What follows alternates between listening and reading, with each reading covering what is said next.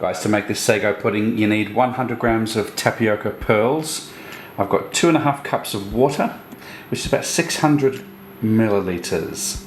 90 grams of sweetened condensed milk, the juice and the zest of 1 lemon, 20 grams of butter, 20 grams of golden syrup.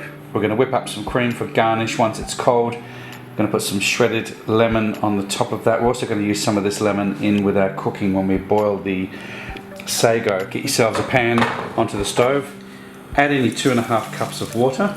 Now what I like to do is throw in some lemon zest. That's going to infuse some of the flavour, and we'll save some of the lemon zest for the garnish in with our sago.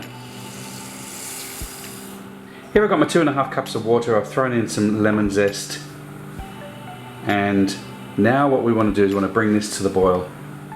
And you need to gently cook this now. It's going to take about 15 minutes. Okay, so give it a bit of a stir every now and again. I'm going to add in my lemon juice and lemon rind. And I want to cook that out. All those lovely flavours through there.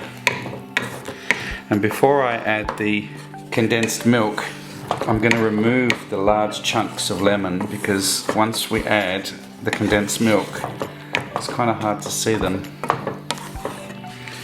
Alright, so let's remove my large chunks of lemon. I'm going to add in my condensed milk.